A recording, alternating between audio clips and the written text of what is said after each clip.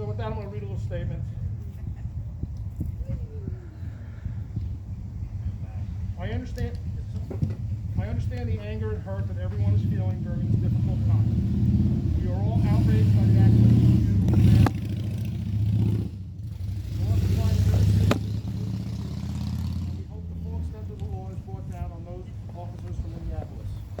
There's no excuse for their actions. Myself and our police department hurt for George Floyd, his family, and our nation. We can all do better. In Pompton Lakes, our approach has always been community-minded policing. This will not change. Our officers will continue to be involved with our community to earn the respect and trust of every resident in town. We all need to try to heal together by taking time to talk, having open communication from local, federal, all the way up local to state, all the way up to federal. Learning from one another and seeing where and how we can improve, I believe, will make a difference in the long run. Your help, my help, and every person's help in our town, state, and community is important in enacting real change.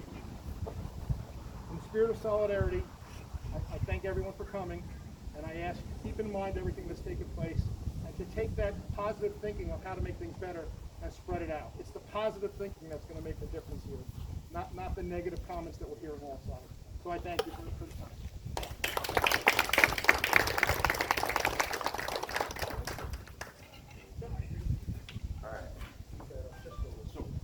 My name's Carl Roman. I am one of the founders of Bring Hope. Not really good at this, but some say I could be good. What? That mic's on. Oh, it's not on. Okay. It's on. Oh, it's Just on. have your logo to it. Oh, I don't know. Thinking COVID, 6 feet. But anyway, I wrote a little something, but first, Bring Hope. It's about what its name is, Bring Hope, but more so advocacy, community, bringing people together, lifting people up, just, how do you say, bringing people closer to a life with dignity and respect that they deserve in many different avenues. I come from a long line of agencies where, I've worked helping people from supportive housing to community supports, and I love what I do. So, in regard to this, I'd like to say today we come together in unity and in support of making positive change in ourselves and our community. We all want every life to matter, but Black lives need to matter too before all lives can truly matter. The message was never meant to make only one group's life matter before lives matter. It was meant to foster an awareness that Black lives need to matter as well. We can all bring hope today for a better life to those who struggle most, for a voice to be heard, for a life to have meaning, and for a life to have purpose. Many live a life of hope, but hope can be fleeting. It can be false. Until we validate that Black lives matter too, there can be no hope. Today, we begin the path to bring hope, hope that is real and lasting, hope that makes Black lives matter a real possibility, because hope starts with all of us. Thank you.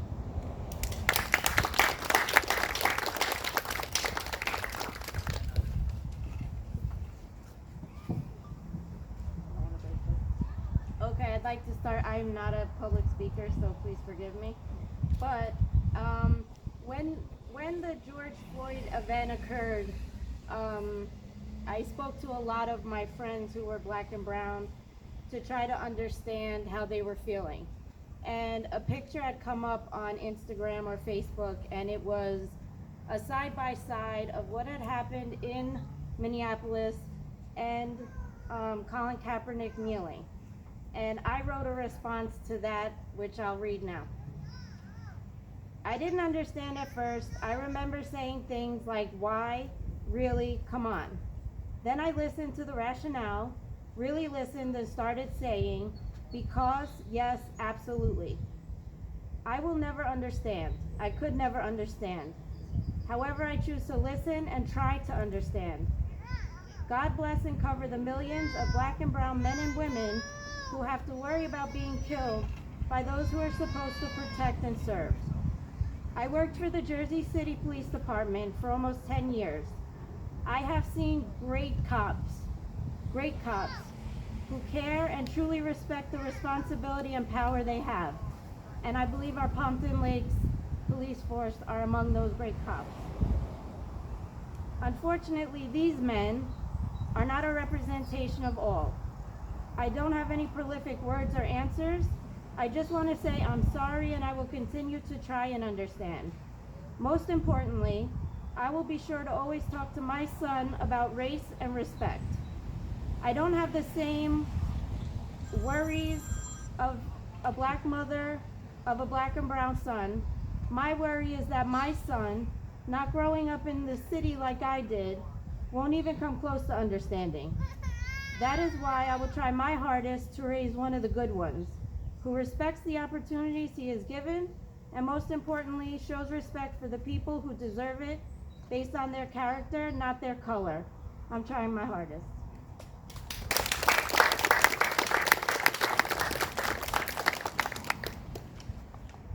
I have some prepared words as well, but I'd actually like to take this moment. Is there anybody in the crowd that would actually have anything to say, want to say something? You know, this is a communal event. You know, we're here for each other. So if anybody has anything they'd like to get off their chest, now would be a great time, or in 10 minutes, or in 20 minutes, or, you know, as this goes on. Otherwise, I'm the last speaker. So.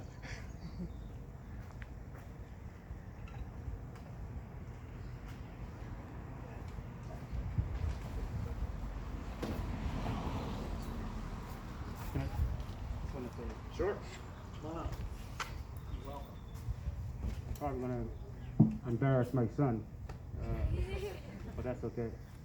My name is Gary Walton. Been a resident of Pompton Lakes for about 20 years now.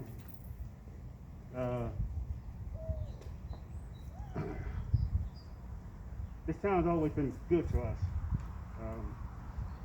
but I'm born and raised in Patterson, New Jersey. So coming to this town and knowing the history of a lot of things that happen in inner cities, the expectations that I had, we kind of knew. When I was in Patterson, you know, I grew up in Patterson. I have a lot of brothers, a lot of sisters.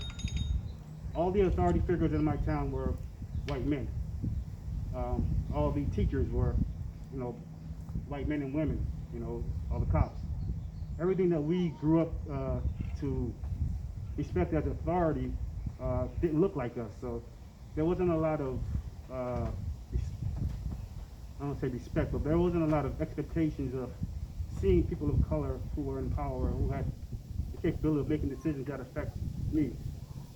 When growing up, you know, the neighboring towns, Pompton Lakes, Hawthorne, Fairlawn, all those towns police their borders. Every time we went into one of those towns, they had a cop sitting there. We knew it. We knew they were going to stop us. We knew they were going to ask questions. Those things are hurtful. Those things are still happening today. If you go to an inner city and you go out of those inner cities and you cross one of those borders, you're going to run into a cop. He's going to question you.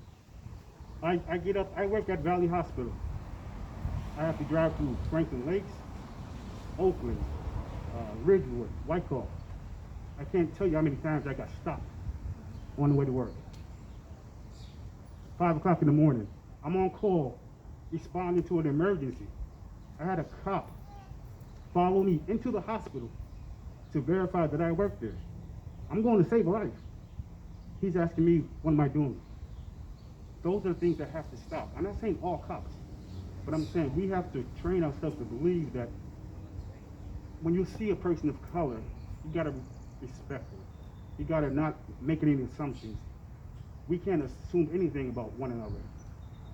I'm teaching my son, he has a lot of white friends, brown friends, black friends. That's the way I want him to grow up. I'm not teaching him to be colorblind. I don't want him to be colorblind. He shouldn't be colorblind. He should know he has those friends. But he needs to respect them regardless of what their color is. That's what we have to do.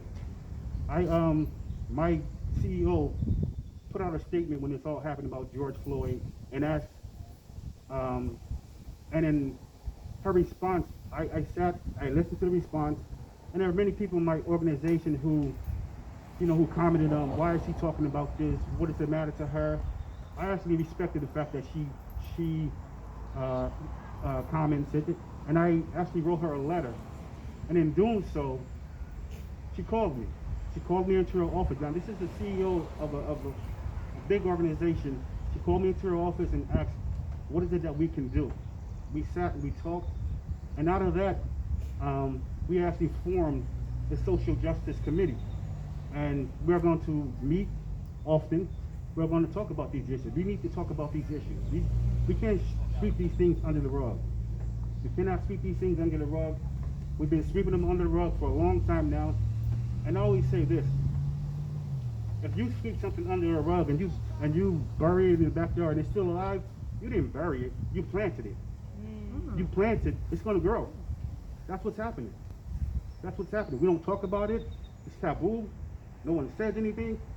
And then the intense moment, it all comes up to the surface. What's deep in the well comes up in the bucket. So if it's in your heart, you got hatred in your heart, it's going to come up.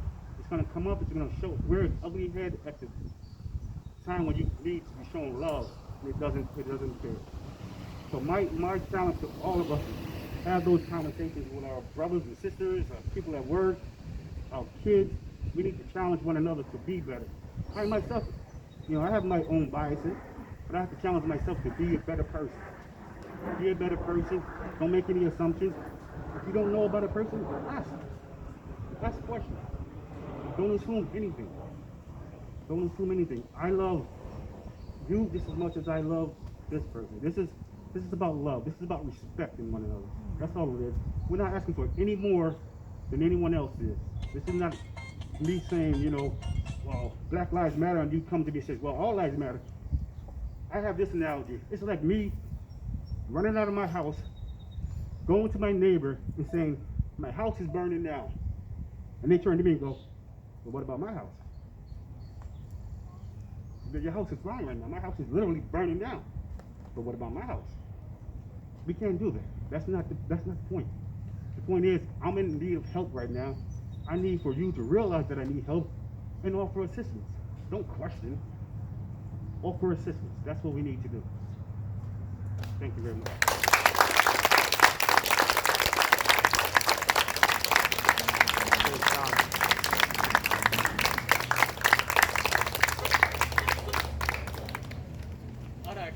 Come on up, come on up.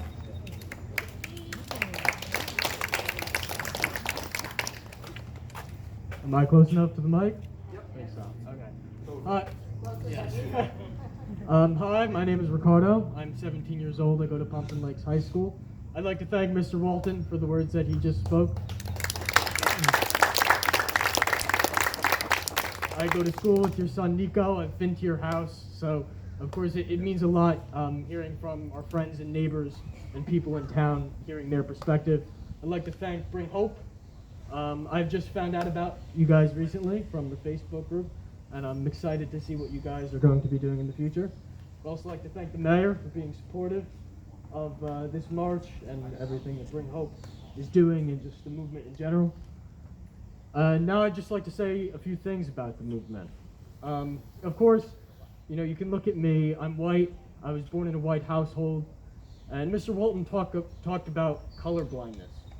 And in school we learned that racism ended in 1965 with the Civil Rights Act, and segregation is over, slavery is over. So, we live in the United States and freedom for all, and that's what we're taught since we are a young age. And we've always learned that color blindness is the way to stop racism. And I think that since George Floyd's killing, it's shown a lot of people, me included, and my family, that color blindness isn't not being racist. The only way to stop racism is being anti-racist.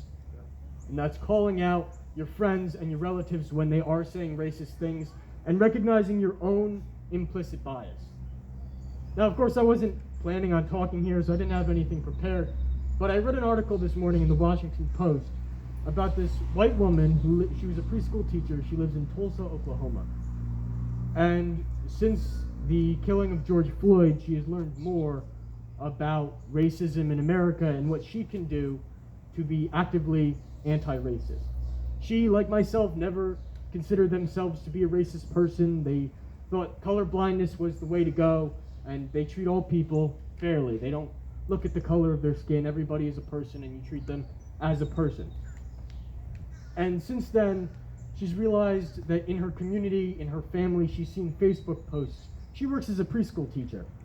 And there was a picture that one of the workers at the school posted, and it was all of the students, and it was all white students at the preschool. The preschool was not only white students, but the only students that were in this picture in front of the school were white students. And there was a comment on the Facebook post saying that the school needs more diversity, or that it's an ocean of white faces. And this woman, before this movement had gained more popularity in the United States, she would have instantly denied that accusation. She would have said, oh, it's just a coincidence that these are all white faces, and she would have thought nothing about it. And this article, I'd like you guys to go up and read it. You can find it on the internet. She talks all this time about seeing what her family and what her community is saying on Facebook and actively challenging it. So I think that it's really important to be actively anti-racist. I also know that I, as a United States citizen, am angry at the injustices that many of my friends and neighbors and family have been forced to endure. And of course, I personally have never experienced. I can't relate. I can't truly understand what many of the African American and Black and people of color people in this country are experiencing. But I'm doing my best to unlearn the biases that I've been raised with and relearn to be actively anti-racist and to work to bring up marginalized groups. And it does bring hope to see everybody here from Pompton Lakes to come out and support this march and support this movement. But, we only have about 40, 50 people here. This is a good first step, but this is definitely not enough. And I realize that standing here, I'm preaching to the choir. You guys know what I'm talking about. You wouldn't be here if you didn't. You guys are not the people who we need to be preaching to. We need to be able to challenge the relatives or the friends, anybody on Facebook, anybody in the street who you hear making these racist claims. You need to stand up for the protesters who are being silenced by police in New York City or Minneapolis or Seattle. You need to actively assess how you are treating marginalized groups, and you need to, this is not a political issue, this is a human rights issue. If you're a Republican or a Trump supporter, or you're a Democrat, Joe Biden supporter, it doesn't matter, because Black lives matter no matter how you spell it. So that's all I have to say. Thank you guys for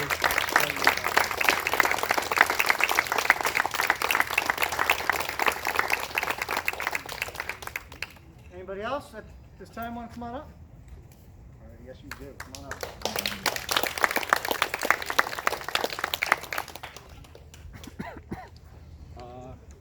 Good evening.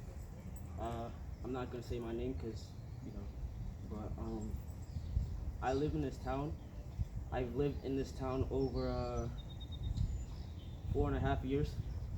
Living in a society that we are today, me growing up as a Black male, as a child, walking to school and from school in the morning, being a victim of being followed by cops from my house to school and from school to home. That is not something that a child should be experiencing. That kind of messed up the mind of a child, realizing that he's a victim and that he's being targeted. That is not something that I want my son or my daughter in the future to be even in the mindset that I'm a target to every cop or people in this country. This country needs to realize that right now, this is not a protest. This is a realization of what is actually happening. People are losing their lives. Before George Floyd's death, there were a lot of kids my age who has died. Not being caught on video or taking pictures, nothing, died of doing nothing. Kids have stopped being frisked, coming out of a corner store, and some of my friends even has been the victim of this crime. I'm not saying that all white cops are bad, I'm not saying all colored cops are bad. They're just, I don't even know. At this point, we just have to come together as one and teach each other how to love. Because one race, all race matter. All race matter. Because I have white friends, I have black friends, I have all colored friends. Some of my friends are leaving here right now. And they teach in school that slavery did end a long time ago, but it's not ended. Because if it did end it, why is this happening right now? And a few weeks ago, one of my closest friends didn't understand what it's being, living in the life of being a black kid. And I had to tell him that you wouldn't understand what I feel every day. You would understand that I am not equal to you. Your skin is white, I'm black. Black and white are two opposite colors. If you look in the dictionary, white and black are two different things. I read something in a dictionary in school that one race is inferior to the other. In some books, it doesn't come together. You know what I'm saying? So right now, my mind is so messed up that we have about 50 or less people here. There's much more kids and much more people live in this town. And this number is nothing right now. I went to the protest in New York, and this is just unbelievable. So many people want to make changes. You want to talk about it. You want to say everything, but you're not acting about it. Actions speak louder than words. Until you start acting and start making changes, then you cannot say nothing to me. Just walk right past. Because if you're not going to support my life, and if somebody's protesting and not doing anything about it, and just standing there and looking in my eyes and saying, I'm not going to help you, that's just walk past. You know what I'm saying? There's a lot of black kids right there. I was same as him. I'm 18 years old. He's probably in 7th or 8th grade. I'm an 18-year-old black male. And I should not have raised this way. My parents are not even here right now. My parents don't even know I'm here right now. And I'm standing for my life. Nobody can live my life. I gotta start making a change for myself and my friends. You know what I'm saying? So, thank you for bringing this together. And I hope today did do something. If it doesn't, just think about it and spread the word. And as I said again, thank you and have a good day. Thank you.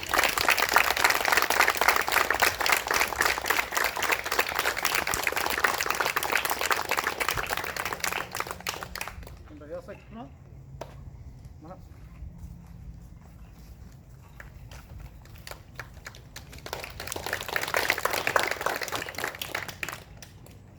Can anybody hear me? I was born and raised in another country. I was born and raised in Italy. And I look at all of this that's happening from, I spent the last 12 years of my life here, but I do look in some way at all of this with the perspective of an outsider. To me, it is incomprehensible how people can not realize that this is systemic, that this is deep-rooted, and this is just, it goes beyond the so-called bad apples, the so-called few rotten, individuals. There's something. My grandfather was a cop in Italy. He worked in a very rough town, in a poor town by a harbor where the mafia ruled everything, where kids didn't go to school well into the 70s, where if you walked into the rough neighborhoods, you were not coming out. He worked in that town. And in that town, he worked his entire career without ever shooting his gun. He worked his entire career without killing somebody. The entire department did not kill somebody, because the law did not permit them to do so. When they killed George Floyd, one of the cops responding was black. A black man whose brother had been brutalized by the police, who said he joined the force because he wanted to make a difference. But when they put their knee onto George Floyd's neck, he stood by. Why? Because this is so systemic. This is so systemic that even a black man follows along. When they train police in this country, they train them not to speak out against one another. They train them to always feel like their life is in danger. They train them to say that it's better to be judged, it's better to be judged by 12 than to be carried by 6. It's better to go to court, to be judged by a jury, than to have your coffin carried by 6 people. That is what goes on in the mind of somebody going through police academy training. Growing up in nearby Oakland, and being part of Bergen County, Passaic County community, I saw a lot of kids in my grade or in my school grow up to be cops. All those kids that I knew, except maybe 1 or 2, I probably know a dozen kids that grew up to be cops. With the exception of 1 or 2, they all made racist comments, they were all bullies. They all had a passion for violence and guns. So don't tell me that it's not systemic.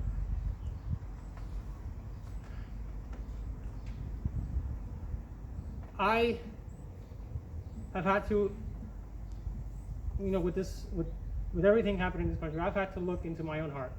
And I've had to realize the biases that I've had, the internalized racism that we all have as white people. Because it's easy to say, I'm not racist. Well, yeah, you live in a town surrounded by white people.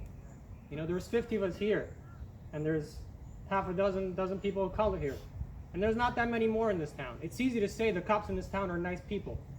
But if you are working with a 95, 96, 97% people, white people, of course you're not going to have repeated instances of violence.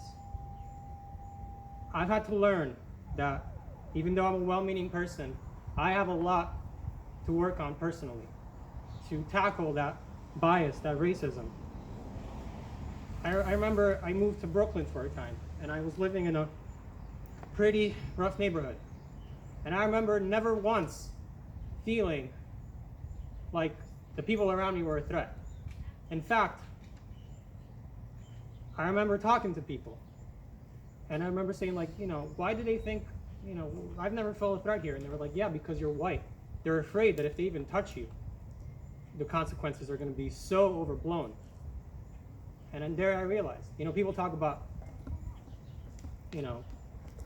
black on black crime and, why is police brutality a problem? Crime is crime. White people don't go out and rob black people's houses. We all target the neighborhoods that the community we live in. People who are victims of crime usually know the person or are part of that neighborhood. But to know that I could walk in a rough neighborhood and not feel at all threatened because of the color of my skin was a huge shock to me. For the first time I started realizing what that word, what white privilege means. We all have to work on it, but it goes beyond just admitting, I need to work on my own personal things. We need to hold the community accountable. We need to hold the system accountable. Like I said, it's systemic.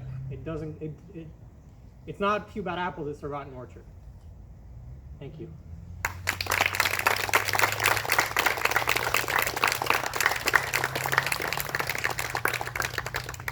Anybody else like to speak? I love everything I've heard so far. I really do. appreciate people opening up their hearts and taking a risk, taking a chance by opening their mouths. You know, it takes a lot of courage to do that. I have some remarks. I'll do them now, and then I'll come back and see if anybody else would like to speak afterwards.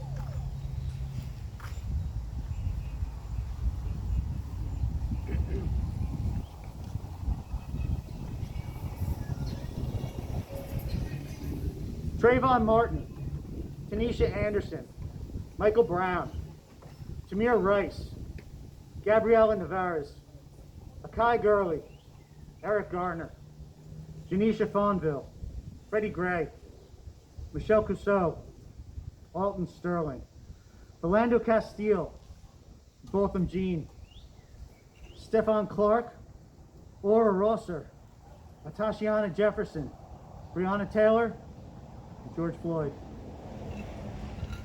George Floyd. George Floyd coalesced a movement and brought the Dithering Doubting Thomases off the sidelines because we saw indisputable aggression from the system that couldn't be explained away as anything else. Statistics tell a story that individual incidents cannot always tell. Incidents. One cannot always know if these events are from a hating heart, aggressive ambition, or a quota that pressures the moment. Now we know slavery was an economic system first and foremost that used lies, hate, and fear in the white churches and town squares to justify its existence that stocked white America's generational wealth. We know the first mass incarceration of black people post-slavery started immediately after emancipation. Slavery is enshrined in the 13th Amendment for those designated as criminals. And now the black codes make showing disrespect a criminal offense. We know the rest. Jim Crow, segregation, redlining, Robert Moses, the war on drugs, crack versus cocaine sentencing disparities, 3 strikes, mandatory minimum sentences, gentrification. Well, some of us know, and a lot more of us need to know. But we also know from the spotlight put on Ferguson that cops use traffic tickets to make up budget shortfalls. And if minorities are targeted, the white community doesn't seem to think it's so bad, or encounters much pushback, or voted out of office. Broken windows in New York is the same story. I believe that time is money, and justice delayed is justice denied. 400 years is a community pension, unfunded, much greater, though similar to the pensions of the working class of the last 40 years. To the union busting that makes our working class weaker. George Carlin said it best. The poor are there to scare the heck out of the middle class. I mix race and class struggle together because they are both forms of exploitation. The former intentionally much more extreme than the latter. We have known that $1 trillion for war can be conjured at the drop of a hat. Recently, we learned that 4 trillion can as well. More importantly, we learned the Phillips curve is dead, and that having unemployment under 6%, let alone 4%, doesn't cause inflation. Don't ever let them tell you we can't afford to make the investments that limit blacks and Latinos' initial contact with the police to begin with. That don't leave municipalities figuring out how to fill budget holes by shaking down citizens. We don't need to defund the police to get the social programs we need. But I approve of that messaging for pressure. But follow it up by telling the police to tell your senators that they need to foot that bill. My message for the police is that they need to show solidarity for their fellow workers. Yes, you enforce the law, but you also have great influence with your leaders to put pressure up the ladder. Use your privilege to heal the economic landscape and dry up the diseases of despair. We need a federal jobs guarantee, Medicare for all, to support a Green New Deal. This is not in place of reparations, but alongside, and a framework for constructing that pension, that endowment, that dignity of being a citizen. Nothing will stop purse clutching and crossing the street like knowing the other party is economically secure in their person. Thank you.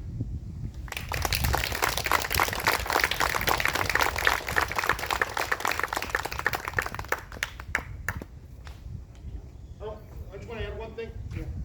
All good messages I heard today, and everything was very nice. I also want to thank everyone for having a mask on here in Pompton Lakes. It's a big deal that we all have masks on. And I can tell you, I just got the updated numbers today. We're going on a week now without any new cases. So we got to keep doing what we're doing with the mask. And I thank you all for wearing a mask. And I thank you all for coming to this event. In conclusion, I want to thank everyone who came up and spoke. If we have smart people who want to speak, come on up and speak. Before I conclude.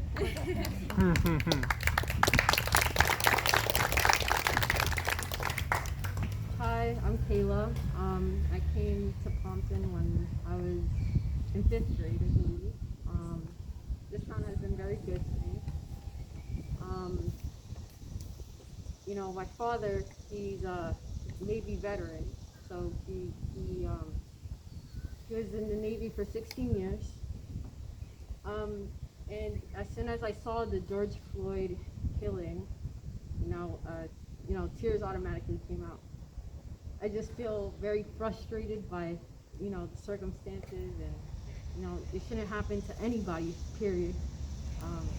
I'm a little bit passionate about it. My sister's passionate about it. You know, my whole household, where, you know,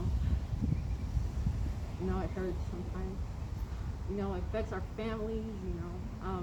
We're Latino. Even people in my family are ignorant as well. You know, Dominicans and Afro-Latino, like their origins.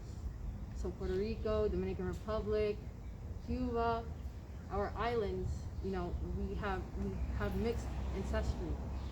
So, you know, we have the indigenous people, we have African slaves were brought in, and Europeans came in, the French, the Spaniards, and, you know, we speak Spanish. We're just basically, a lot of us are just biracials that speak Spanish. But in the eyes of everybody else, we're considered black because, you know, people aren't aware of, you know, all the other cultures. If I say I'm Hispanic, people automatically assume I'm Mexican or I'm Puerto Rican. One of the two. It's not. You know, one time someone asked me, what are you? Like, what's your ethnicity? I said I'm Dominican. What is that? So, just wanted to express that. And, you know, even people in my family, they believe that they have white privilege, but that is not the case. People like me, that look like me, have been getting killed, or, you know, are perceived as threats, when that shouldn't be the case. We should all come together as one. It doesn't matter what you are, Asian, Latino, black. It doesn't matter. We should come together as one. This is a human rights issue, and you know, I'm just so frustrated all the time. I always see something new on the news. Protesters being attacked for no reason when they haven't been instigating anything. You know, it's ridiculous. Even in New York, you see lynchings. Like, it doesn't matter where you are, really. You know, luckily in this area we have more of a diverse. In the Northeast, it's a little bit more diverse. You know, New York. But even then, you go to certain areas and you're automatically, you know, targeted. That's all I really wanted to say. I appreciate everyone coming out and, you know, protesting this, and, you know, we need to make a change because it's systematic, it's a problem. You know, like Mr. Wallen said, one house is on fire. We need to put this fire out, because, you know, we can't spread hate. And I feel that, you know, under the Trump administration, like, a lot of hate and, you know, like, true colors have come out. People are becoming more openly racist, and you know, like, it's just frustrating to me, honestly. But I appreciate everybody here. Thank you for listening.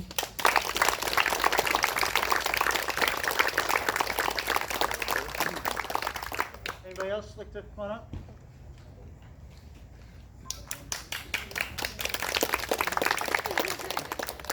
Hello. I'm going to keep this real short because I know my words maybe aren't worth as much as someone who is actually black, but I just wanted to say that I started driving when I was 17. I'm almost 21 now, so that's 4 years of driving, and I've been stopped by cops once. In 4 years, once. And I grew up in Wayne, which is really close to here, and I'd say there were about 500 kids in my class and probably less than 10 black people there. So I've grown up with a very privileged, isolated life, and there were a lot of things that I didn't know until recently. For example, they always teach us that with the 13th Amendment, slavery's over. But I didn't even know until recently that black people could still become slaves if they violated the law. Now, why did I not learn this in school? Why did I not learn about this? I don't understand. I don't know why, but I just feel like as an ally, we're here, white people that are here, thank you. But as allies, there's so much we still need to do. We need to learn, we need to educate ourselves. We need to try so hard because, living in a place where you're surrounded by privilege, you're not going to learn these things. You're not going to get these experiences and see how bad it is for other people. And, I am a strong believer that anyone can change at least a little bit. Even the most racist person can maybe become just even a little bit less racist if they can see other people, promoting love. So that's all I want to say. Just try your best to be educated, teach yourself, and try to be better.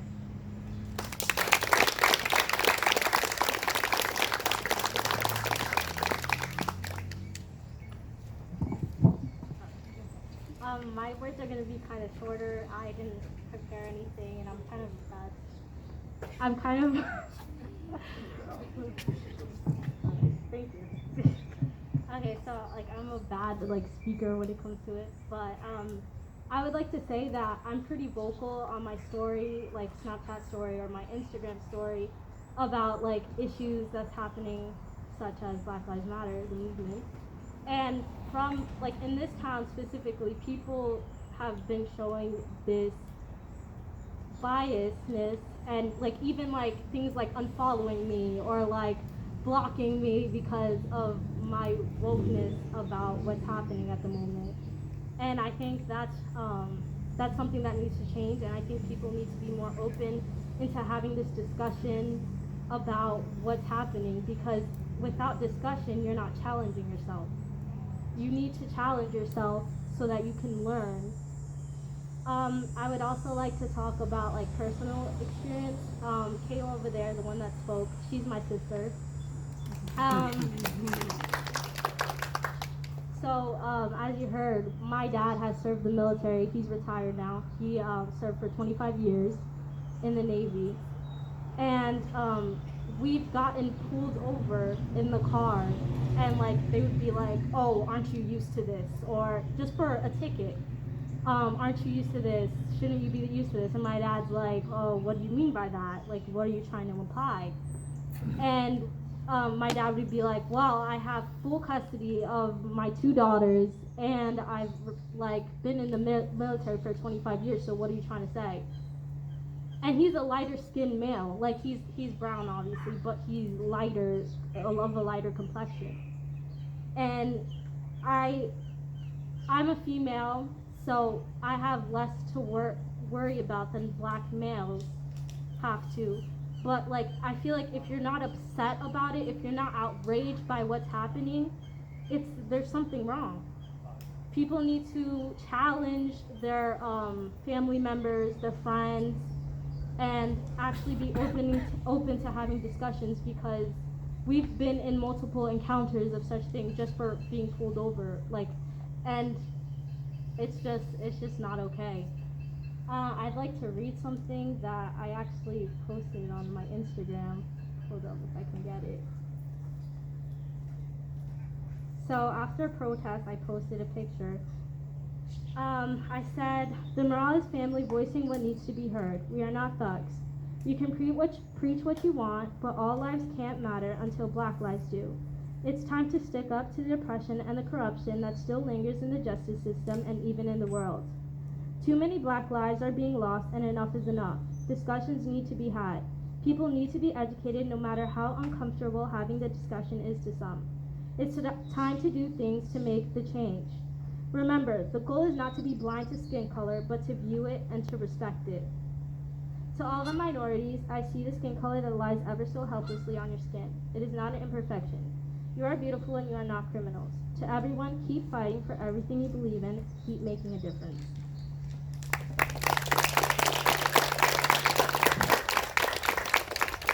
Thank you, that's all. Anybody else? All right. I think with that, we'll wrap up today. You got a few words? What's that? How was it, bro?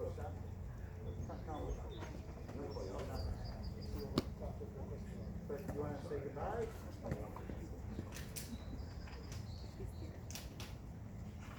Okay. In conclusion, I want to thank everyone who came, and especially those of you who spoke off the cuff, because I know how hard it is to write words down. So to come up and just speak off the cuff, I give you a lot of credit. Two things I just want to say is, one, I disagree with when you say your words don't matter because you're not of Black or brown skin. It is our words that matter, because we have to be the ones